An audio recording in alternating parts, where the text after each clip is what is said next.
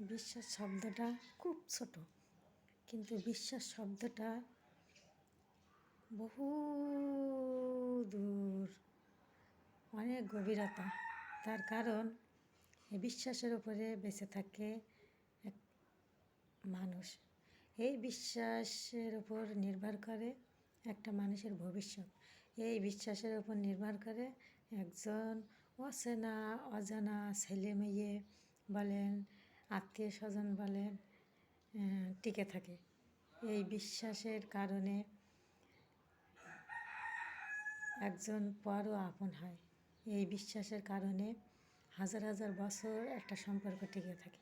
এই বিশ্বাসের কারণে একজন মানুষ একজন তরকারিওয়ালাকে আর কাছ থেকে সবজি কিনে খায়।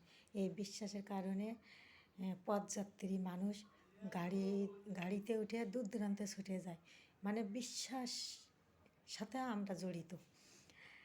আর অবিশ্বাস, একবার যদি কারোর ওপর থেকে মন একটু উঠে যায়, অবিশ্বাসের মিথ্যার কিছু দেখে পায়, তাহলে রক্তের সম্পর্ক কি হারিয়ে যায়, নষ্ট হয়ে যায়। একটা সম্পর্ক 10 বছর 20 বছর সম্পর্কেও ফাটল ধরে।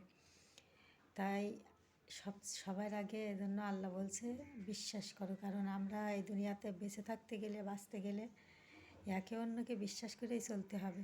কারোর না কারোর হাত দিয়েই কিন্তু মানুষ সফল হচ্ছে, কারোর না কারোর ওপর বিশ্বাস রেখেই কিন্তু মানুষের ভালো হয়।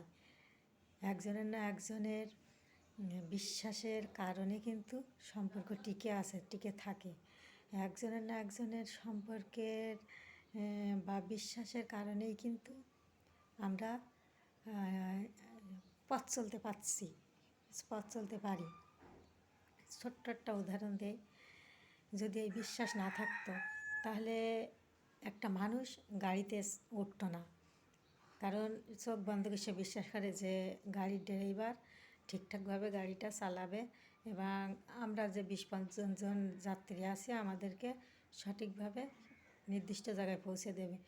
এমনও তো হতে পারতো যে গাড়িতে উঠবো না, ড্রাইভার তো আমাদের খাদে ফেলাই দিতে পারে, কিংবা ড্রাইভারও তো এরকম একটা মনস্থির করতে পারে। তাও কি আমরা বিশ্বাস করি কি গাড়িতে উঠি।